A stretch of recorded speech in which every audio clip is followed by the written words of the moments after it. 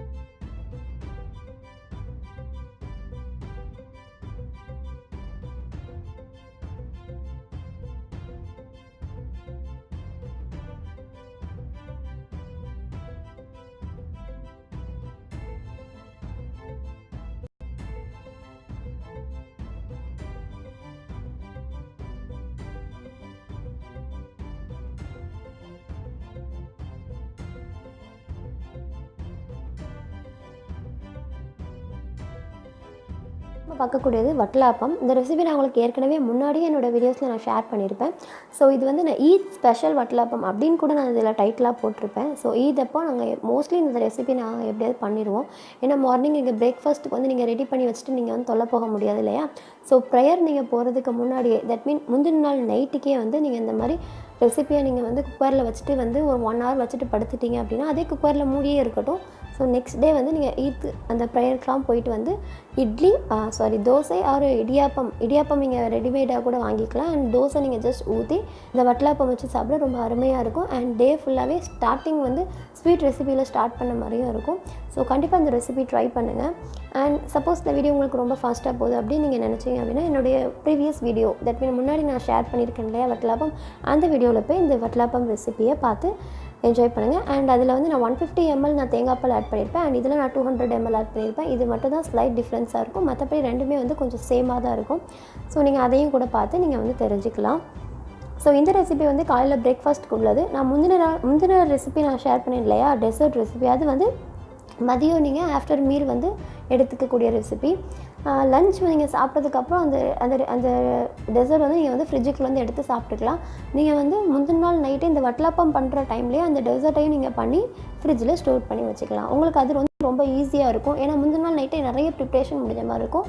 And ஈதப்போ morning வந்து just நம்ம பிரியாணிக்குள்ளே அந்த வேலையை மட்டும் நீங்கள் பார்த்த மாதிரி இருக்கும். அண்ட் ஆல்சோ கெஸ்ட்டையும் வந்து வெல்கம் பண்ணி அவங்களையும் நல்லா கவனித்த மாதிரி இருக்கும்.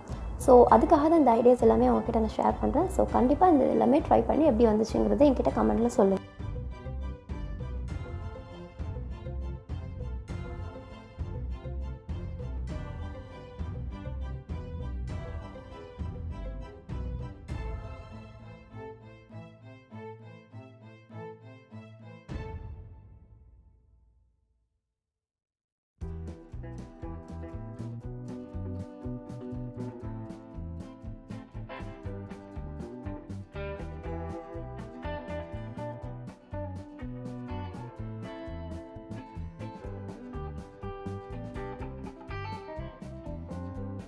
நம்ம பார்க்க போகிறது வெல்கம் ட்ரிங்க். ஸோ வெல்கம் ட்ரிங்கை பொறுத்த வரைக்குமே நான் வந்து இதில் ஜீரா சம்பா அரிசி அல்லது பிரியாணி ரைஸ் அல்லது வாசனை சம்பா அரிசி இப்படி இது 3 வெரைட்டி சொல்லுவாங்க. ஸோ இந்த அரிசியில் எந்த அரிசினாலுமே நீங்கள் யூஸ் பண்ணிக்கலாம். இது 3மே ஒரே அரிசி தான் கூட எங்கள் ஊரில் வந்து சொல்லுவாங்க இதை.